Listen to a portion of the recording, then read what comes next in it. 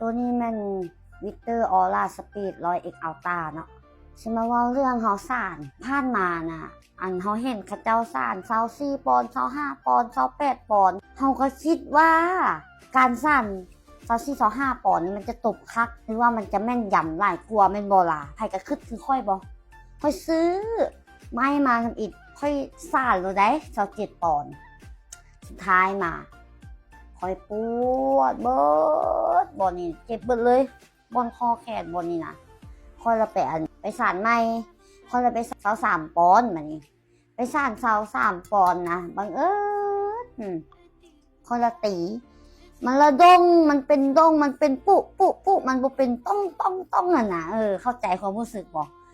มันก็เลยเฮ็ดให้เฮานี่ตีบ่ไปตีบ่แหงแล้ววันนี้ค่อยละไปหาอาหารเพื่อไปสานใหม่ค่อยก็ไปอธิบายนู่นนี่นั่นให้เขาเจ้าฟังแล้วเขาเจ้าก็ว่าแหงพวกเฮามันอาจจะบ่ถึงอาจจะบ่ฮอดเนาะขนาดมืออาชีพเขาเจ้าก็ยังบ่สานฮอดพุ่นว่าซั่นนี้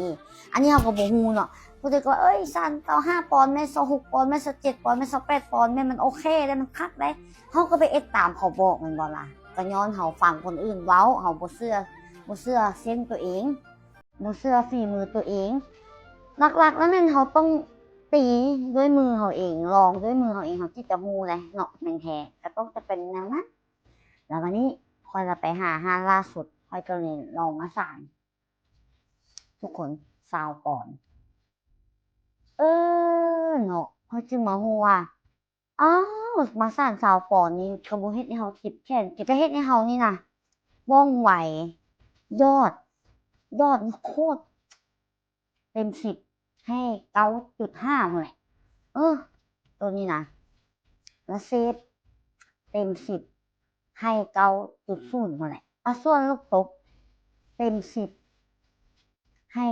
9.5เลยถือว่าโอเคเฉพาะเขาสาน20 ปอนด์ทุกคน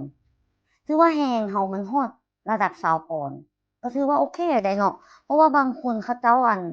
ที่ตีดอกพวกมืออาชีพทั่วไปเขาเจ้าก็ยังสานได้18 ปอนด์หา20 ปอนด์เขาก็เลยมาสาน20 ปอนด์เบิ่งมันก็ค้นพบเห็นตัวเองเลยถือว่าโอเคไม้ตัวนี้นะโอเคเลยมิเตอร์ออร่าสปีด100X Ultra เยี่ยมคลิปนี้นี่จะว่าซ้ำนี่แหละขอขอบใจแชร์ประสบการณ์ให้กันเลย